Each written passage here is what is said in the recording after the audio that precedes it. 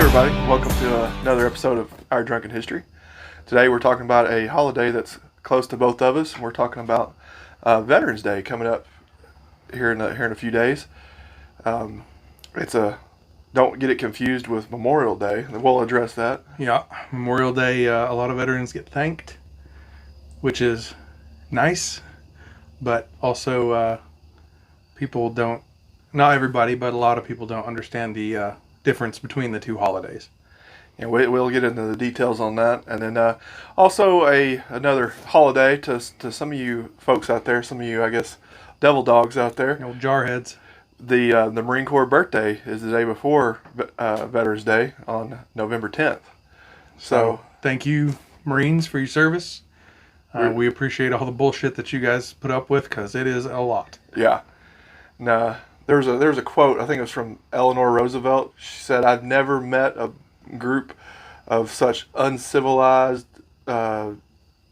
alcoholic, fighting people that wanted to fight in my life. Thank goodness for the Marines." That's true. Yeah. That is well said. Yeah. Mrs. R. Yeah. Yeah. So, do you know when the Marines were founded and where the Marines were founded? They were founded. I know there was the Second Continental Congress that approved it. I think that I heard the story that it was the idea came up in a bar. That's what I'm talking about. Okay, and that's pretty fitting, I think, too. Yeah. I've never known bar a in Marine Pennsylvania. Bar in Pennsylvania. I think it was in Philadelphia. Yeah. I think, and that was there. I think it was in 1775. 1775. Yeah, one year older than the United States itself. That's right. So they've been around since the very beginning. Yeah, kicking ass, taking names since it all started. Yeah. So one of the things about the Marines, maybe some people don't know, they were kind of originally, so they wanted a fighting force that could fight on sea and land, mm-hmm. and they wanted them to be able to board other vessels and fight. But another thing, back at that time, the Navy had a lot of conscripted service people that were either POWs or slaves even, or mercenaries that were their naval crews. And the Marines were actually put on board all those vessels as security for the officers. Yeah.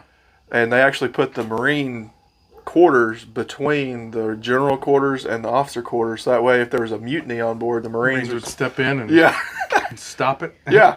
I thought that, I didn't know that until I started doing the research in this. That's pretty neat. Yeah. So they started off as being personal security for the naval officers. Yeah.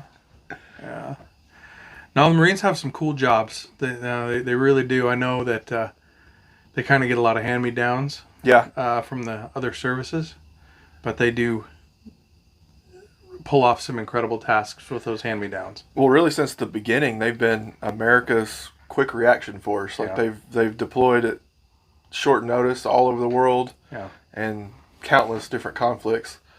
They're always the ones in the nitty-gritty and the first ones there usually. Yeah. They're always first boots on the ground and in force. I mean, don't get me wrong, there's some special ops guys that go in beforehand, but the Marines are the first real they're the ones broad scale. Yeah. The Marines are the ones that makes the news. Those other guys are usually in the shadows. That's right. Yeah. I heard a deal.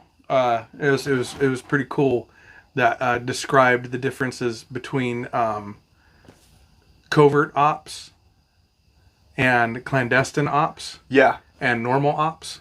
Yeah. Like normal ops is if you fart in an elevator and everybody can smell it, that's normal operations. Yeah. Clandestine ops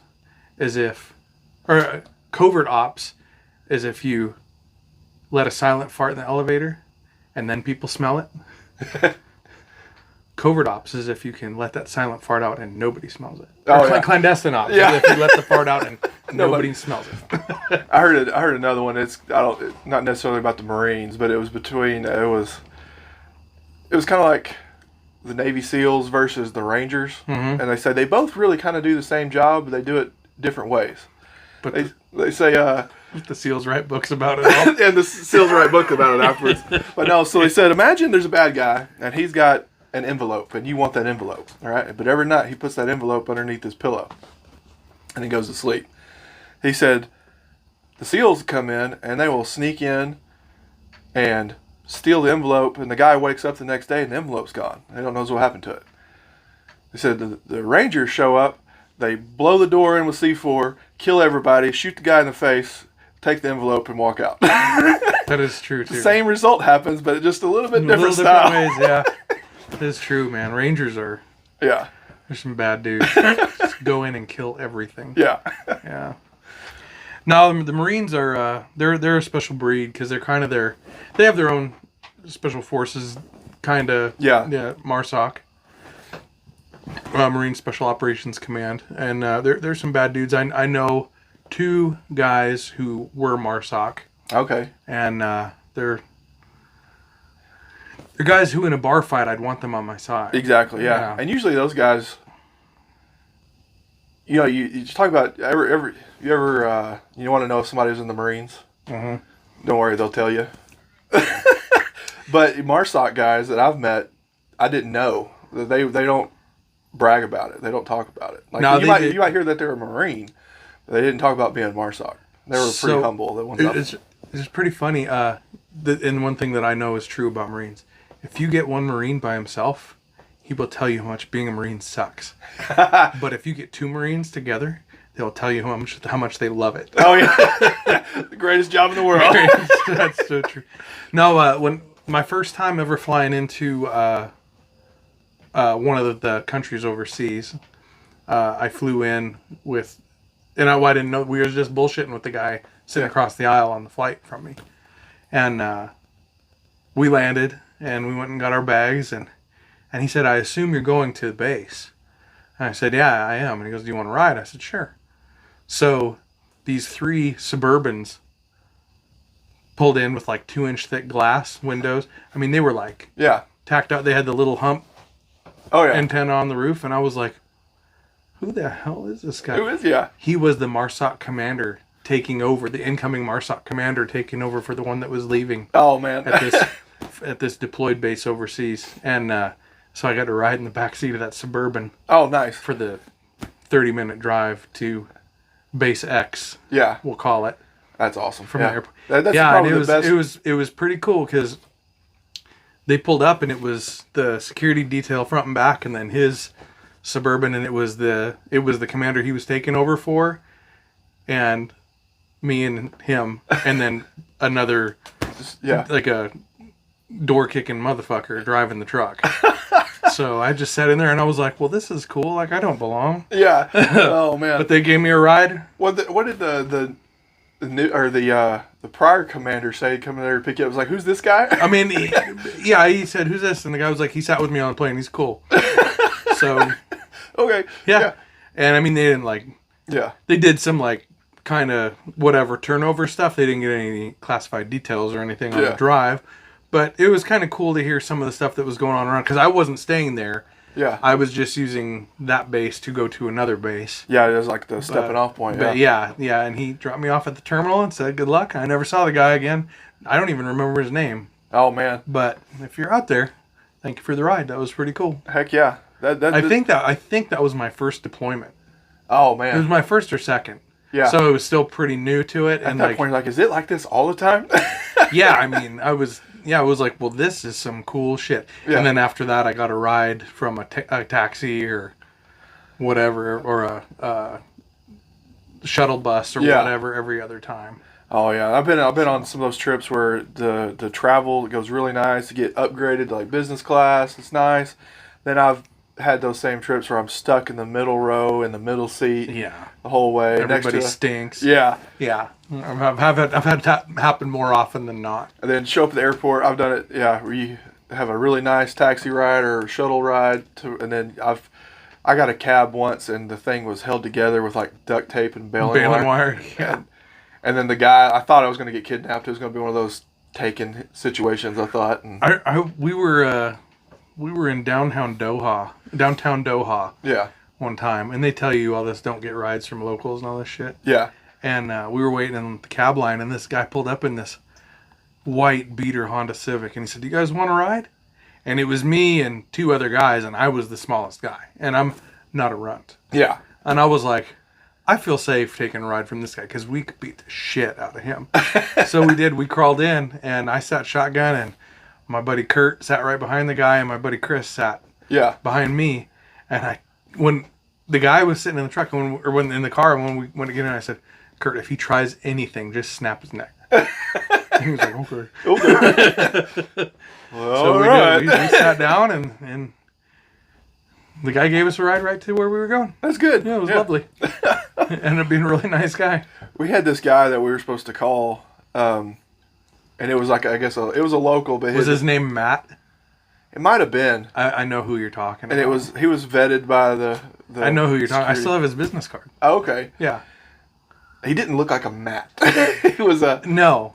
I think that was the name that they gave him to use. But I tell you what, I've never driven in a car that was driven like a NASCAR through bumper-to-bumper traffic at 90 miles an hour. terrible. I got a ride from that same guy 2 times. If it's the same guy we're talking about, I think it is. we'll cover it off camera, I'm sure. But I know exactly where you're talking to. Yeah. Or where you're talking about. And my biggest plan for a long time was to go to that country and open up a brake shop. Oh, yeah, because it's just go, stop. And it's like stop right now. Yeah.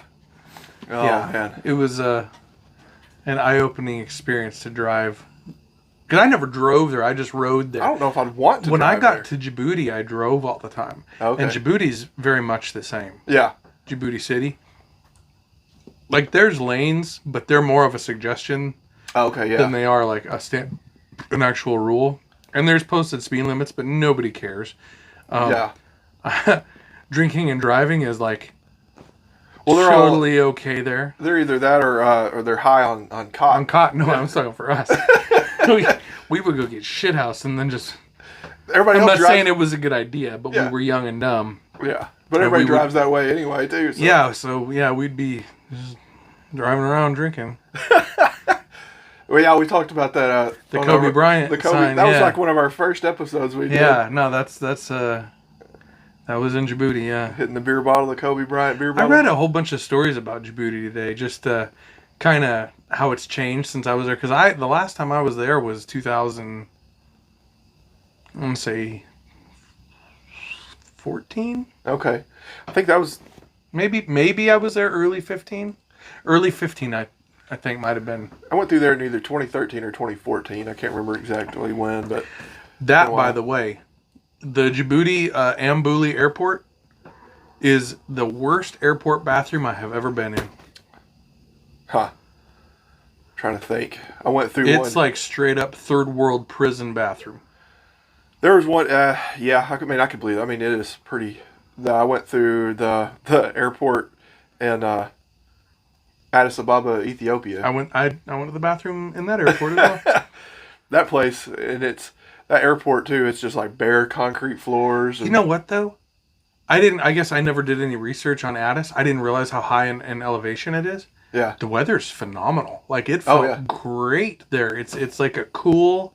It's still like jungle-y. Yeah. But it's like not hot, sweaty jungle. It's like it's very just mild. Comfortable. Yeah. Yeah, I because there's no windows Oh, yeah. in that airport, right? Yeah. It's like, it's all open air with like the cage shit. Yeah. And like we got off the plane and like we're walking, I was like, this is amazing. Like, Yeah. I could stay here. The weather there was great. Yeah. I liked it. There's just too many snakes for me. Oh, yeah. Lots of snakes. Yeah, lots of snakes. We killed a couple black mambas, a python. Yeah, see. Not for me. So it was a brown. I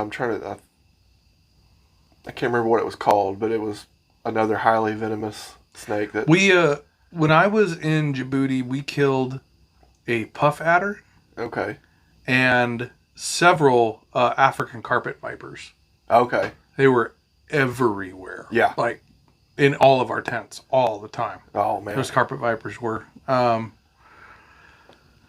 We saw one the whole time I was in Africa, and I was there over a year, different trips. Yeah. But I was there over. It was probably closer to a year and a half that I spent there total time.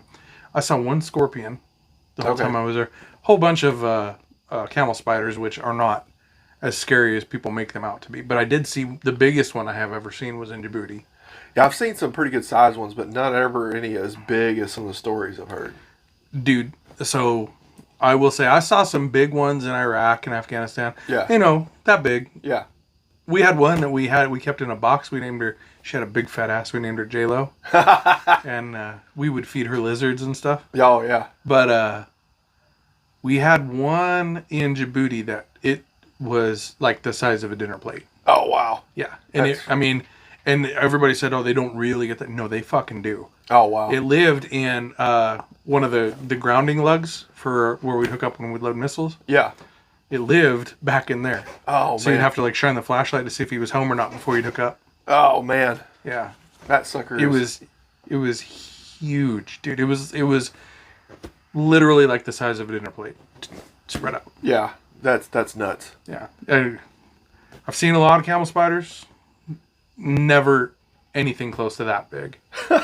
Except for that one. That one was the outlier. I will say most of them are maybe 3 inches across. Yeah. This one was like 9 inches. And that's being conservative. I found one in Vegas one time. I guess they hitched a ride back from some of the... They're native there. Really? They're native to Nevada, Arizona, I didn't parts know of that. New Mexico, yeah. I figured they'd probably hitched a ride back in the equipment. I thought the same thing, but I actually read up on it, and they're native. Because I found one walking my dogs there. And I was like, what are you doing here? Yeah. Like, You're not supposed to be here. no, they are. They're native. Okay. Yeah, they also call them wind scorpions. Okay, because they actually are... They're more closely related to scorpions than they are actual spiders. Yeah. They're like a scorpion without a tail stinger or whatever. Yeah. They're a medieval... If you guys don't know what camel spiders are, look it up. Prepare for nightmares. Oh, yeah. They're they got some pretty good pictures of them on there. Yeah. Online.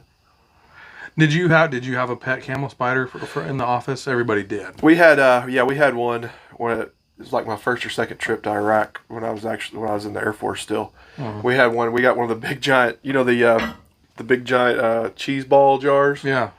We had one of those. Had him in there, and we'd fight him against other critters that we found. We stuck a lizard in there. He killed it and ate it. Yeah. Stuck another spider. He killed it and ate it. Yeah. They're mean. They have a bad disposition. Yeah. We found one of those big. It was like a big hornet. I don't know. Yeah, I know what you're talking about. And we stuck that in there with him. That hornet stung him, and it like made him goofy for a while. He was kind of acting like he was drunk for a while. We thought he might have been, and then I guess he waited for that hornet to go to sleep, and he killed it and ate it too. To be fair, if a hornet stings me, I'm gonna kill it. Yeah. I have a bunch of wasps getting into my little shroud for my fan. Oh, okay, yeah. Yeah, so I got to take that down tomorrow and raid them all. Yeah. They'll get into everything. Yeah. Anyway. Kind of got a little off the topic there, but telling some deployment stories. Yeah. So, happy birthday, United States Marine Corps. That's right. Thank you very much for all that you do and all the places you go. We really do appreciate it. That's right, guys. And we might try to do maybe another episode in the future dedicated to the history of the Marine Corps. I think it'll be good. A good episode. There's a lot of cool stuff in that. Yeah, there is. Yeah. A lot of different battles, a lot of different events in history. Yeah. And then, but as we said, the main point of this episode was to cover Veterans Day. Yeah. As we said, Travis and I are both veterans. We're not like the hardcore door-kicking guys. We're the technologically savvy, nerdy guys. Veterans Day is traditionally observed on November 11th. Yep. Do you know why? Well, so it was originally it was Armistice Day, and it was the day that it was the 11th hour of the 11th day of the 11th month was the when the treaty took effect between the Allies and the Treaty of Versailles. Yeah, for the ceasefire and the end of World War One. At the time, World War I was just called the Great War. Yeah. Because no one intended on there ever being a World War II. Yeah. So World War I initially, as I'm sure some of you know, is the Great War. And actually, talked about it being the war to end all wars too. It was so, and it was they're still clearing unexploded munitions from World War One in France today. Still, there's a forest. It's the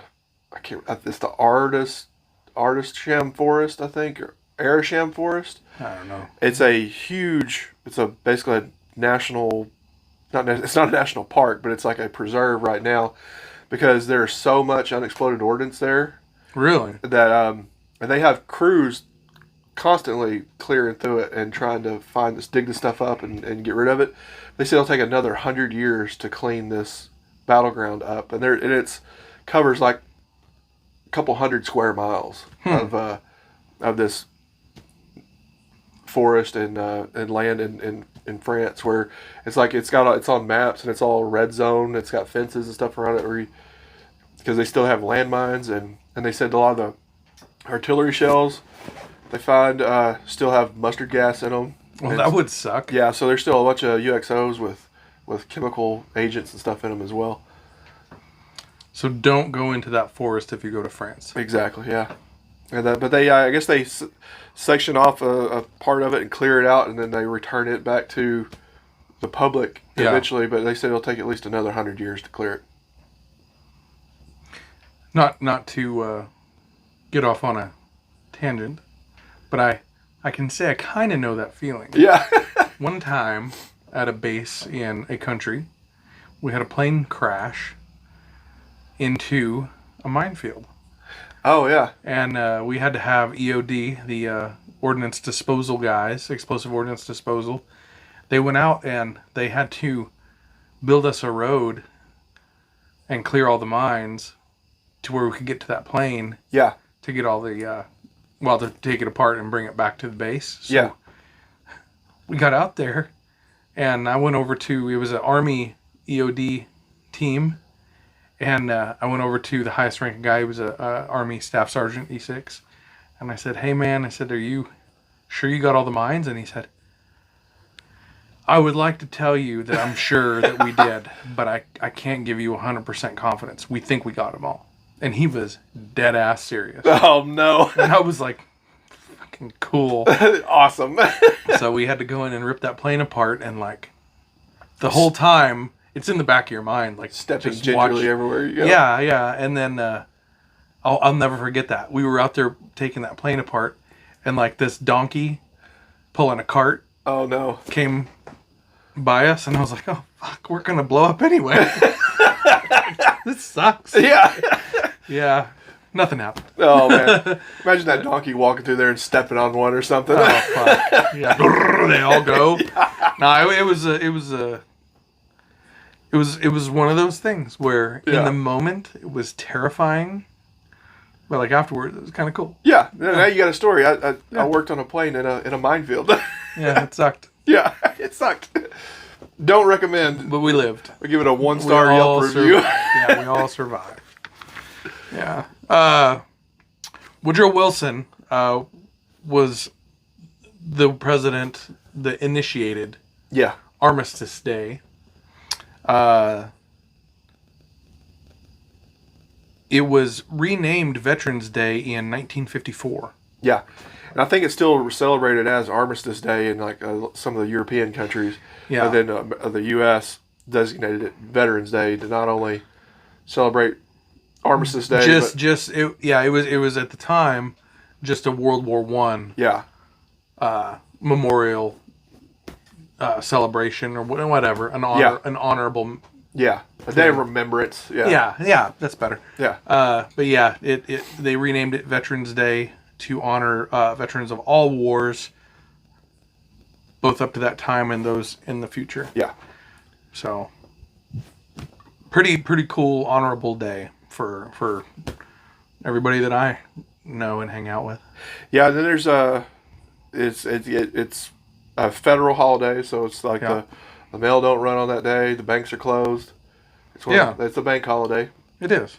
There has been some push I actually read about where voting day, actually we're coming up on elections right now, is usually about a week before traditionally on for Veterans Day, but voting day isn't a holiday. It should be a day off for everybody, just so you can make it to the polls and exercise your right. So there was a push to try to have voting day moved to Veterans Day, or Veterans Day moved to like a voting day. So that way you can celebrate both at the same time, but you'd get a holiday off where you could go vote, like you said, exercise your right. Yeah. That our veterans actually fought for those rights to preserve. Yeah.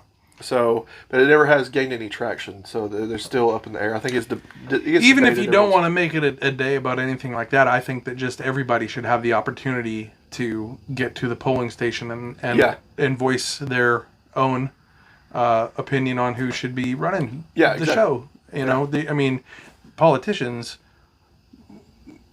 are not leaders; they're representatives. Yeah, exactly. They're so you're electing people to represent you. Everybody should have that ability to get there and voice your opinion, whether Democrat, Republican, Independent, Green Party, Libertarian, don't give a shit. Just, you should be able to go and voice your own opinion. That's exactly it. So I agree with that. That should be a holiday. Yeah. Along with the day after the Super Bowl should be a holiday as well. Yes. 100% agree. Do you know when Veterans Day became a holiday? A federal holiday? Federal holiday. I thought that was in the 1950s or something like that, wasn't it? 1938 by Calvin Coolidge. Oh, okay. Yeah. 1954 is when it was renamed Veterans Day. Oh, okay, that's where I got them. Then I had read where it moved to October for a while. I don't remember where I read that. But it moved to October for a while, and then I think Eisenhower moved it back to November 11th. Oh, okay. After like a 12-year run in October. Huh. Yeah, I didn't see about that. That's crazy. Yeah. Did it say why they had moved it to October? I'm sure it did. I don't remember why. Huh. Oh, here we go. Although originally scheduled for celebration on November 11th of every year, starting in 1971 in accordance with the Uniform Monday Holiday Act, Veterans Day was moved to the fourth Monday of October. In 1978, it was a 7-year run. It was moved back to the original celebration day. So it wasn't Eisenhower either. Oh, okay. Anyway, the legal holiday is November 11th, so.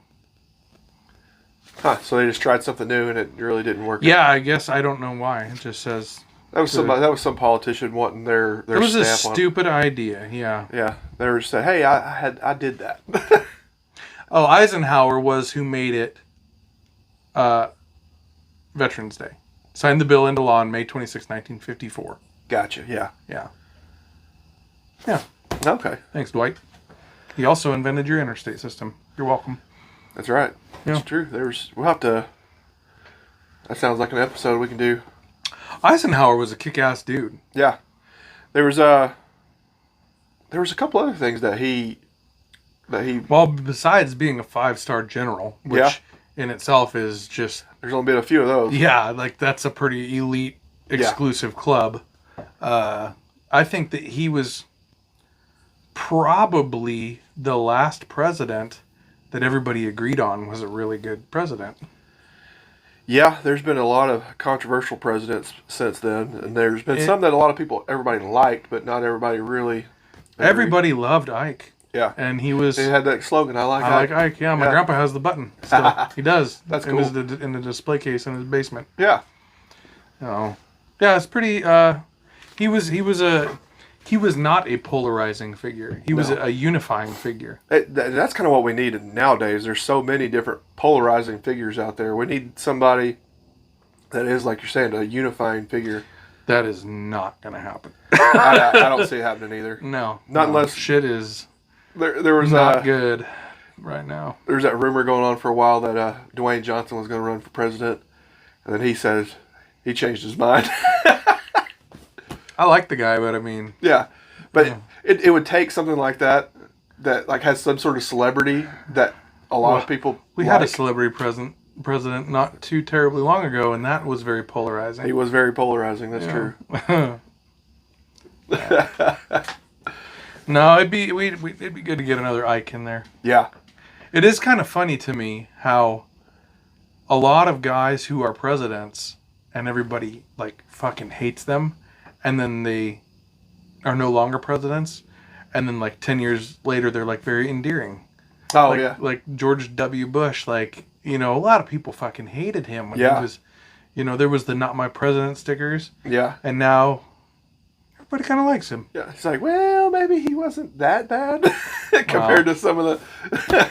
We've been falling down the fucking staircase here lately. Let's just be real about it. Falling down the staircase, falling off our bikes. Like, I'm not going to make this a political podcast or anything, but just things have not been good for quite a while. Yeah. Yeah. You know. That's true. Yeah. Not just with the current We need another Ike. fella. The one before him, I'm not a big fan of either. Yeah. So. Oh, man. Shit has gotten unreal. Anyway, whatever. Don't want to get into it.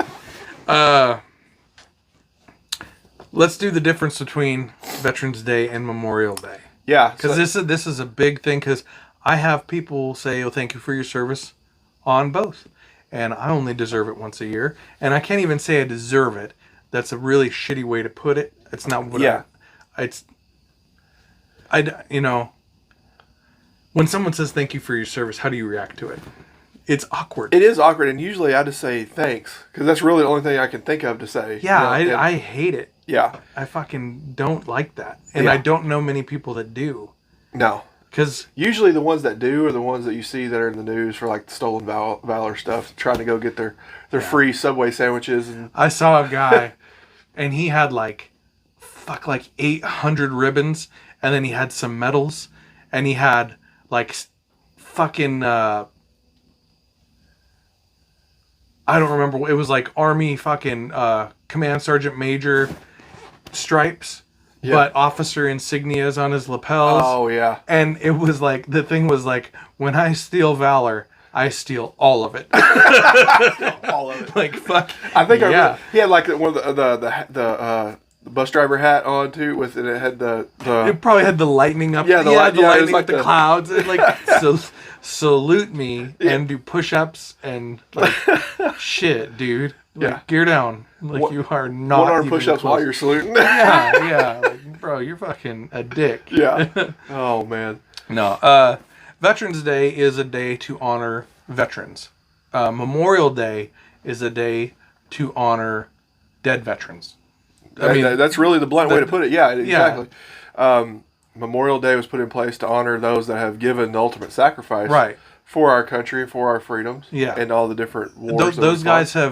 Those guys have legitimately earned the right to be honored on that day. Yeah. Travis and I have not gone to that length. We don't say that to guys who are still alive. Please, it's not that.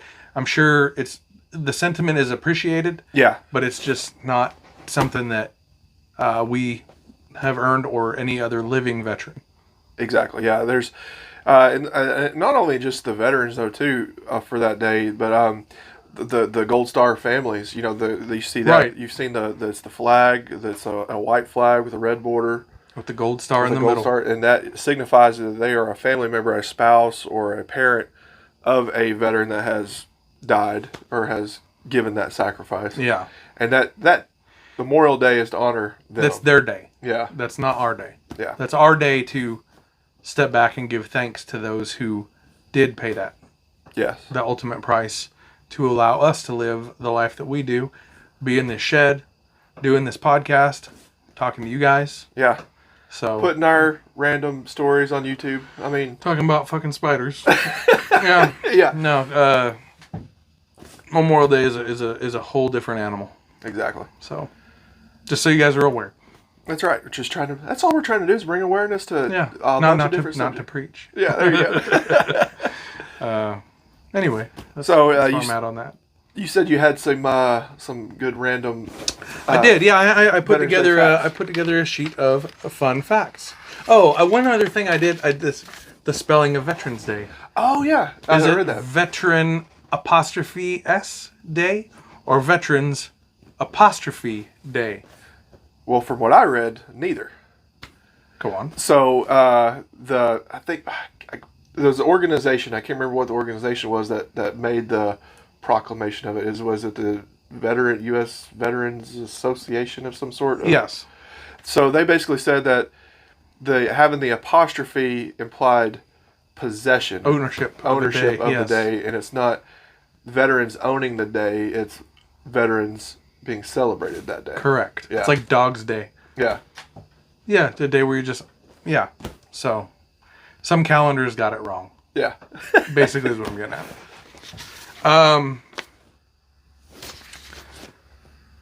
Fun facts. Okay. How many veterans are living today that served during at least a time of war? Non-peacetime veterans. Non-peacetime veterans. Well, I always hear a number put out of like 2 million veterans in the U.S. or something like that, but I don't know if that's combat or wartime veterans or not. 19 million. Wow. Yeah. And I might just be thinking about just Iraq and Afghanistan veterans. Yeah. So, what percentage of veterans are women? I want to say somewhere around 20%. 11%. 11%. 11% of veterans are female. Because I was thinking, well, it may be because now, like I think the modern military numbers are close. Yeah, I'm sure that they are. That might be one. Yeah, based on past rules of women in combat and everything. But 11% of veterans are female. There are 5.9 million veterans that served during Vietnam War, not necessarily served in the war, but served during the time of war. 5.9 million.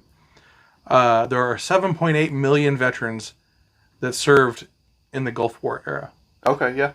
Running around. So, I think that's a pretty large city. That is. I mean, that's a little bit smaller in New York, a little bit smaller in Houston, I think. Yeah, proper. It was proper, not my major metropolitan area. But that's a lot of folks. Of the 16 million veterans who served during World War II, there were 240,000 still alive as of 2021. Really? That's the I know that's the thing most too. current fact I could find on that. 240,000 of those guys still alive. And that's one of the greatest things I think about YouTube and TikTok and stuff now. I've seen tons of those old guys telling their stories on there. And some of those stories are wild. And some of them are sad. Yeah. But like, that's the greatest thing, I think. Some of those stories getting put on video, put on recordings. That way, they can live on. People are aware. When I was joining the Air Force, when I was in the recruiter's office, an old man walked in, and my recruiter stood up, and got very, very formal, and I sat there in the chair like, I don't know what the fuck's going on. Yeah. And he was yes sir, no sir, talking to this old guy, and I was a kid, I didn't know shit, so I didn't pay the respect that I should have to this gentleman, and when the guy left, he said, I know you don't know who that is, but that guy stormed the beach at Normandy. Oh, wow. So that's crazy, yeah. Which I was kind of a history buff. Yeah. And I had read about World War II and everything, but I didn't hit home until later in life. Like, that old man was, some of these old guys that you guys see now that are, people make fun of old people to a point, which is not the right thing to do, but, old people are obviously a little elderly and they have some physical ailments and things going on. Those guys did shit that most of you couldn't fucking imagine. Oh, yeah. Some of the stuff they went through, some of the things they saw. Stuff they accomplished. I mean, with... Yes. That guy at one point, that old man that walked into that office, was harder than any person I have ever met in my life. I mean, I couldn't imagine... That's one thing that the movie Saving Private Ryan, and they try to depict that opening scene with the Normandy invasion. Yeah. And... there's a lot of veterans that of that invasion that saw that and actually said he did a really good job of depicting Some that. of them said it was too real. Like, people are not ready to see that, how it was. Yeah. Which and they kind of wanted to keep. I can appreciate. Those guys wanted to keep it kind of a secret. Like I said, they didn't want to push that on the people. Yeah. Because they were trying to protect, I think, people from which it. is a very honorable thing. But I think Yeah. I think it's important that people see what those guys went through to, accomplish what they eventually did accomplish. I mean, I couldn't imagine having to, wading ashore like waist deep water with a 30-pound backpack, a 10-pound rifle, ammo while you're getting shot at with machine gun fire at the same time. It's just, and then you hear some of those stories about, some of those guys never made it off the boats. They never made it off the landing craft. Yeah. Just Either they were shot in the boat, or they made it out and the water was too deep and their pack was too heavy and they sunk and drowned. Yeah, it was. Or they made it to the shore and, got mowed down, which sucks. Yeah. Or lost a limb and bled out, or Exactly. Yeah. just what a nightmare. Truly what a. It would be. And it's one of those things that would. I know a lot of those guys too. Well, they didn't call it PTSD; they called it shell shock. Yeah. Back then, they'd say that guy was shell shocked, or TBI or whatever. Yeah. So they came a long way on the research on that stuff and the treatments and the help. But a lot of those guys. Those guys got back and had like no support, like no psychology. Exactly. No. The VA wasn't really. Exactly. Yeah. A thing. It was they had nothing. Yeah. And those guys, by the way, the work that they put in to get the VA to be what it is today, I know it's got some of its warts, but it does provide a lot of good stuff for a lot of good people.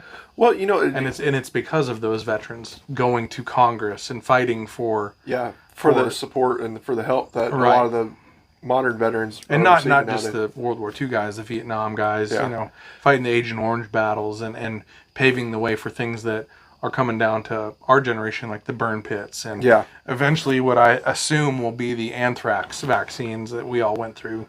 Yeah, I'm waiting to see what happens with that. Yeah. After 8 of those. I had 12 of the motherfuckers. Oh, man. Yeah, because I had to start over. Oh, man, yeah. I had 12 fucking anthrax vaccinations. Yeah, I think I stopped at 8. But yeah, going back to, you was talking about Dwight Eisenhower and how he created the interstate system, right? That was in the 1950s. Yeah.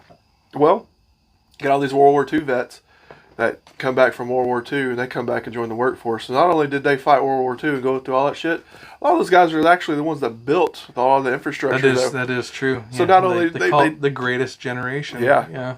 So they were part of a whole other. Some bad motherfuckers. Yeah. Yeah. They contributed to society, I think, way more than. Yeah, they're to be celebrated. Yeah, exactly. The 3 states with the highest percentage of veterans.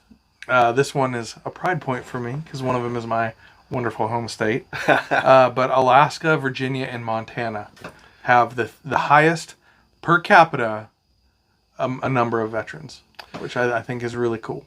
That is pretty neat. Yeah. I did want to touch on some cool quotes here.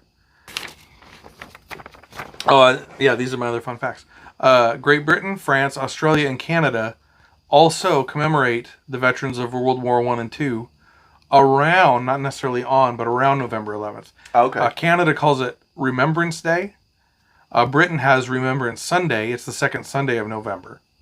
And in Europe, Great Britain and the Commonwealth countries observe 2 minutes of silence at 11 a.m. every November 11th. Oh, that's cool. Yeah. Arlington National Cemetery holds a memorial service both on Veterans Day and Memorial Day.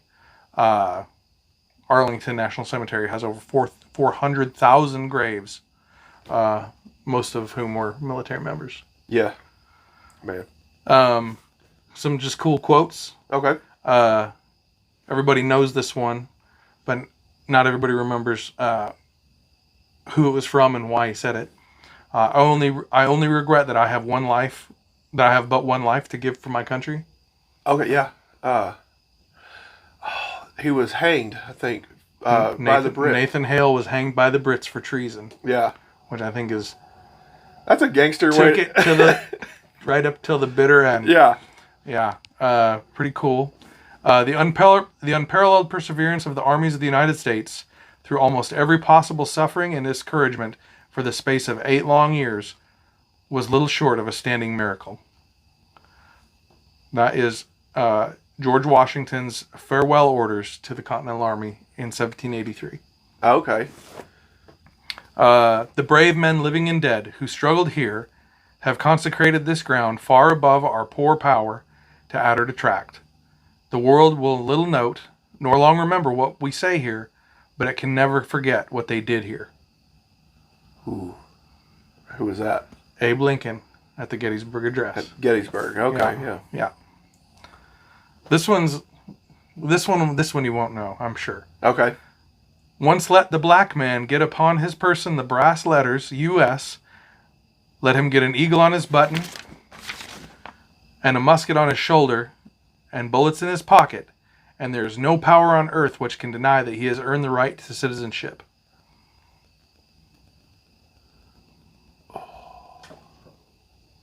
I don't know. Yeah, who's that? Frederick Douglass. Okay. Yeah, when he was trying to advocate for African Americans to join the military during the Civil War. Yeah, that was right. And I think with that too, that led the charge for some of the... Why haven't they done a movie about him? Like, that seems like someone they would do a movie about. Yeah, it seems like they should. Maybe like he's earned it. Maybe somebody that they need to. I would watch the shit out of that. Yeah. The guy was a badass. To us in America, the reflections of Armistice Day will be filled with solemn pride in the heroism of those who died in the country's service and with gratitude for the victory. Sounds like Churchill. That's Woodrow Wilson. Woodrow Wilson, okay. Yeah, in the original proclamation of Armistice Day. Okay. And this one, you will know the quote, but I bet you don't know who said it. Okay. Only the dead have seen the end of war. Ooh. I have heard that, but I don't know who said it. Everybody says it's Plato. Okay. It's fucking wrong. I thought it was Plato, too. Gary Busey. No, George Santayana in the book Soliloquies in England and Later Soliloquies. I've always thought that was Plato. Okay. I thought for sure that was Plato. Maybe it's one of those things where, there's a lot of quotes out there that get misattributed to certain people. It's disappointing because, that's a badass quote. Yeah. Like, you would want credit for that. And Plato's like, I didn't do that. In his death. Yeah.